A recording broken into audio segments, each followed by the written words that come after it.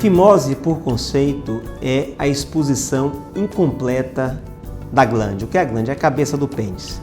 Então, o pênis tem duas estruturas, uma é o prepúcio, que é a pele que vai recobrir a cabeça do pênis, e a outra é a glande, que é a própria cabeça do genital masculino.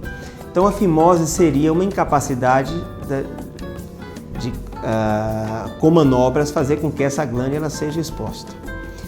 A gente sabe que quando a criança nasce, praticamente todas as crianças elas não conseguem expor a glande, não conseguem expor a cabeça do pênis. No entanto, é um processo natural, né, que com o desenvolvimento os tecidos eles vão se formando e essa pele então passa a ser passível de retração e a glande ela vai sendo mostrada, de modo que aos 15 anos de idade apenas 1% dos adolescentes têm fimose. Isso quer dizer que a evolução natural é que com o tempo essa pele, esse prepúcio, ele vai podendo ser retraído espontaneamente com o tempo.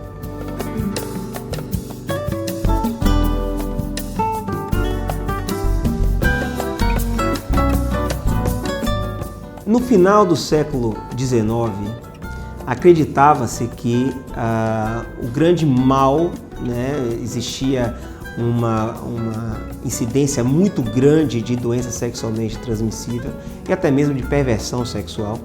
E se acreditava que o grande mal disso dessa disseminação, principalmente de doença sexualmente transmissível, era a pele do pênis. Então se criou um mito de que era obrigado tirar a pele, que isso seria um sinal de higiene.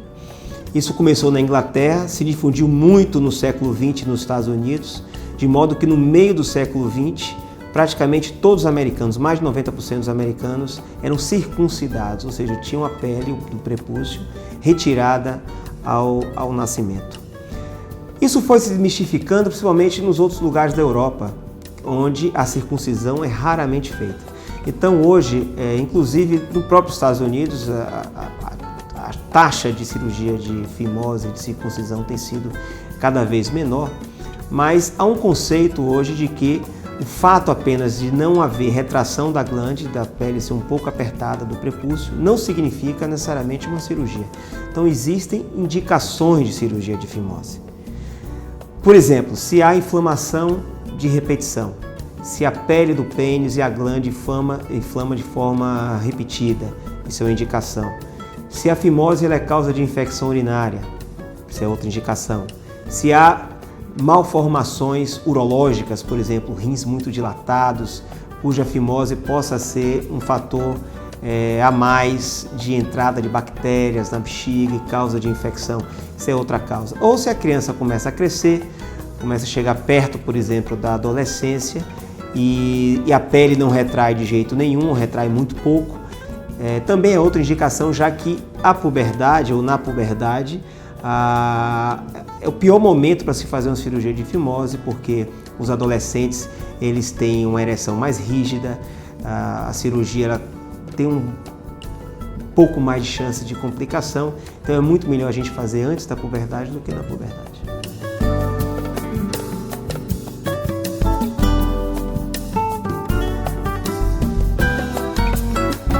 Então, na maior parte das vezes, antes da operação, a gente tenta o uso de uma medicação à base de corticoide, que é uma medicação que a gente usa em torno de 2 vezes por dia, em geral com 2 meses de tratamento. Então, aqueles casos que não resolvem com essa pomada, então nós indicamos a cirurgia de fimose. Caso não seja feita a cirurgia de fimose, aí nessas indicações que eu falei, aí realmente pode haver alguns riscos para o indivíduo. Por exemplo, durante a relação sexual pode ser que haja algum desconforto, com ferimentos ao prepúcio e dor, inclusive no intercurso sexual. Isso é uma das complicações. A outra, por exemplo, é que é um aumento da chance de câncer de pênis. A gente sabe que aquele material esbranquiçado que fica embaixo da pele é o que chama de esmegma, que é uma junção do líquido que vem dentro da uretra com células mortas que se depositam e produtos da própria bactéria às vezes tem um odor um pouco ruim, um pouco fétido.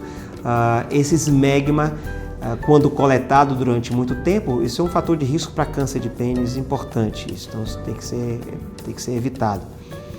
E a gente sabe também que com a cirurgia de fimose existe uma redução também na chance de transmissão de algumas doenças sexualmente transmissíveis, inclusive AIDS.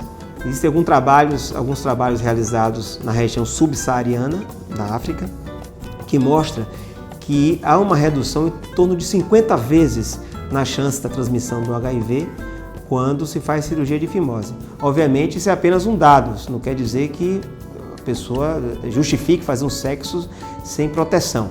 Então, mas sabe-se que a cirurgia de fimose ajuda também nesse sentido.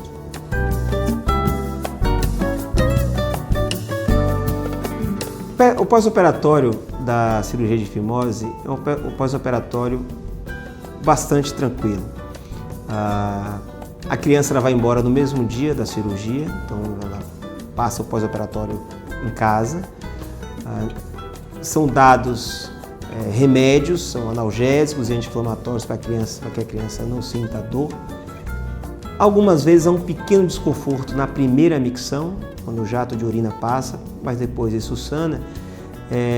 Obviamente a recuperação depende de criança para criança, então alguma pode sentir um pouco mais de desconforto com relação à outra, mas em geral é extremamente bem tolerada a cirurgia de fimose na população pediátrica, independente de qualquer idade.